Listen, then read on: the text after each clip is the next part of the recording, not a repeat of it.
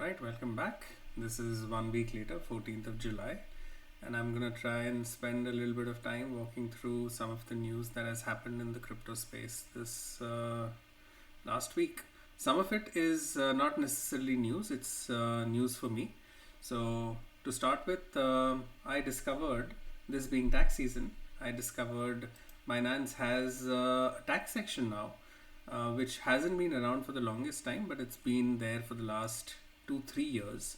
So yeah, it's quite interesting. It shows you how different types of transactions are going to be treated in different ways.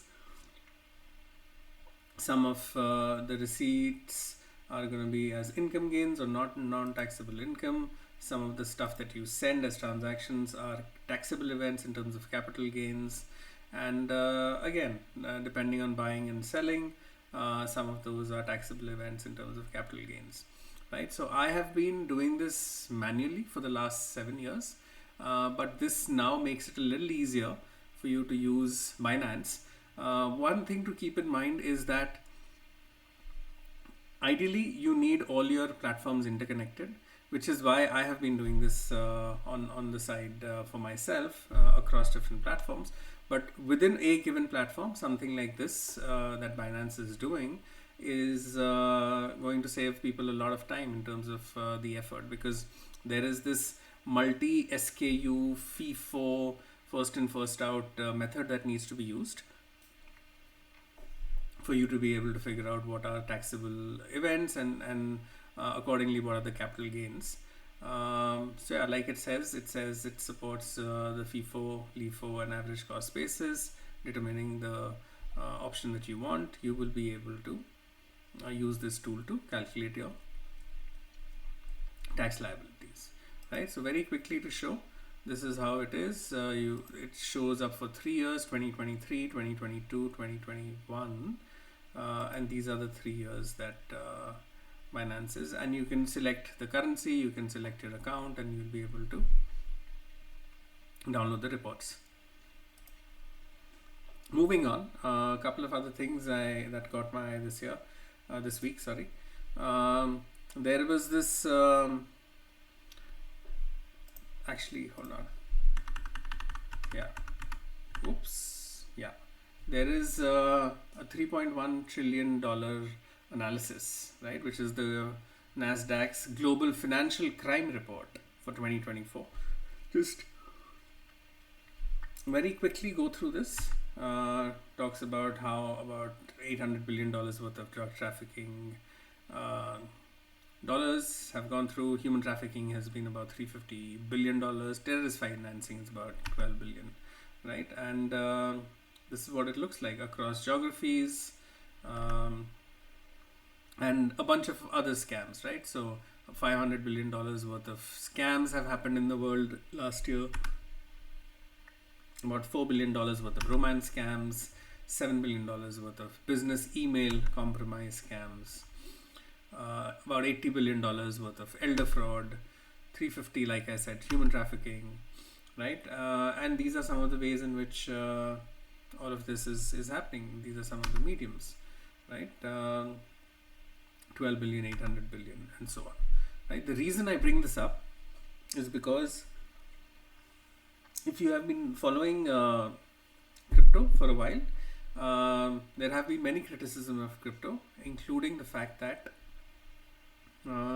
it is used for money laundering and financial crime and terrorist financing and all that. I just wanted to put these numbers in context, right? Just be able to give an idea as to how big these numbers are in the traditional financial ecosystem. And then for a quick comparison, pull up this report. This is about 3 days old, 11th of July, and talks about in the crypto space, what is the total value of money laundering and other stuff, right? So it says since 2019, about $100 billion in funds have been sent from known illicit wallets to conversion services, right? And the peak of that was about 2 years ago, which is about 30 billion. So over the last 5 years, this is added up to about 100 billion across different types of financial crimes, money laundering, and so on and so forth. And coming back, that 100 billion over 5 years pales in comparison to what you see here, which is just for 1 year, which is 800 billion for drug trafficking, 350 billion for human trafficking, 12 billion for terrorist financing, right? Okay, a couple of other things I wanted to quickly jump to. There is this test known as the Howey test, right? Basically, it is what the SEC uses to label something as a security or not. And they have been using the Howey test to go after different crypto firms and saying that you're selling securities. The only two, I would say, cryptocurrencies that are not considered as securities is Bitcoin and Ethereum, right? Which is why I think the SEC has also gone ahead and allowed people to launch ETFs for these cryptocurrencies, right? But the Howey test basically says that an asset must meet, is the criteria that an asset must meet to qualify as an investment contract.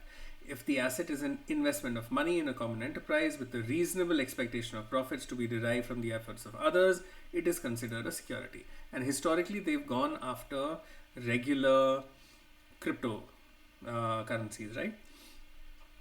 I found it very interesting that they also recently, about a year ago, declared their intention to go after a stablecoin, right? And like all of us know, stablecoin is pegged 1:1 to the dollar, so there's no real expectation that this is going to yield a certain amount of return. But very interestingly, you will see that they ended up declaring that they want to go after it, and about a year ago, and then a few days ago, they decided to drop that pursuit, right? So the SEC quietly ended a probe into the New York stablecoin issuer Paxos, and last year they had sent them a Wells notice over the dollar-backed BUSD stablecoin that Paxos had issued in partnership with Binance. Now, maybe because the SEC and Binance have reached settlements and agreements and understandings, and obviously CZ is lined up to go for prison for a couple of months. Maybe this is just one of those things that they are winding down as actions that they had initiated earlier, right? So the interesting part was, I'll show you, right?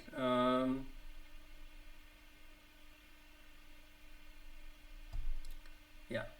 The SEC would later argue in a lawsuit against Binance that the stablecoin was an investment contract and therefore a security because it earned profits through its reserves for both Binance and Paxos, which were partially passed on to Binance users in the form of yields. So even though it's 1:1 to the dollar, they are saying that if you're holding it and people are earning 5%, 6%, 8% yield on it, that also ends up making it a security. So that I thought was quite interesting, them going after a stablecoin. Anyway, that seems to have ended. A couple of other things I wanted to talk about. Bitcoin mining difficulty, right? If you guys have studied, you will know that mining difficulty for the Bitcoin network also goes up and down every 2 weeks, right? It gets adjusted.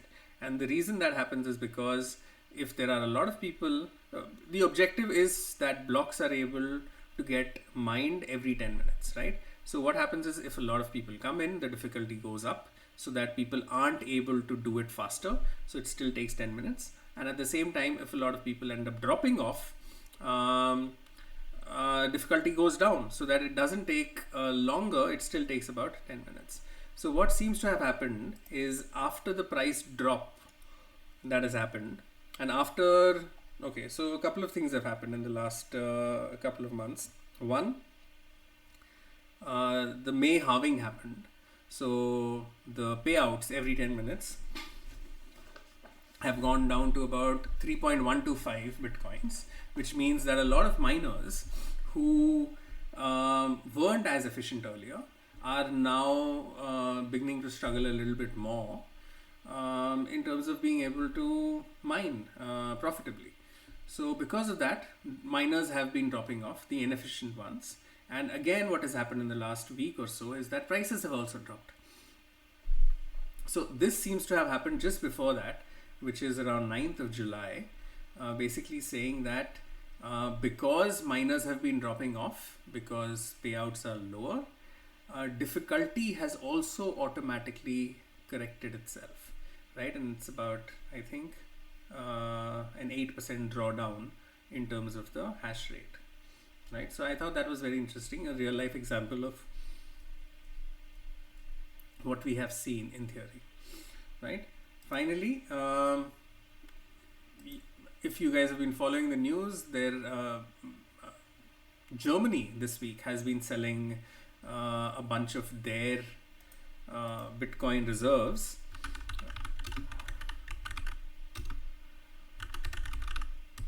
And I think they had about $3 billion worth of reserves, which is about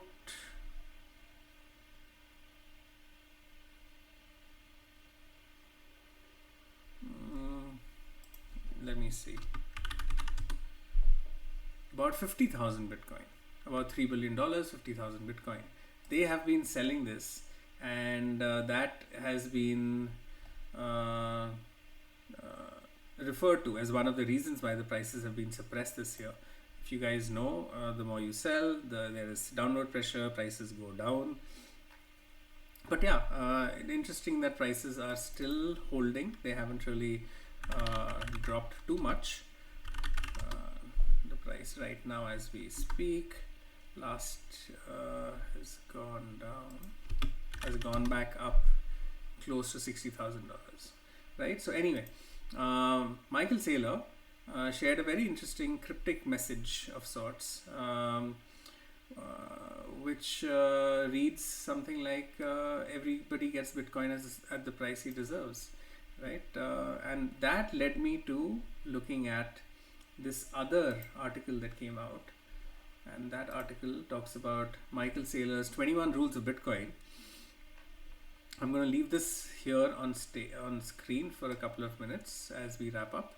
But yeah, I think for all of us who have been in the space, who have explained to people, who've seen people come in, go out, stick around, all of that, I think point number 8 is quite close to everyone's heart, right? I think everyone gets Bitcoin at the price they deserve. I think we all take our time to get up and wake up and realize what's a good time to get in, if we ever plan to get in.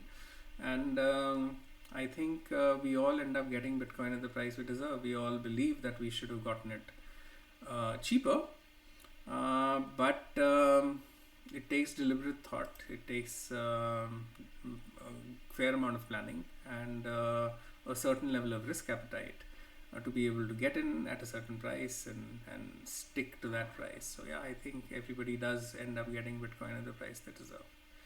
So yeah, that's all I had. Thank you for your time.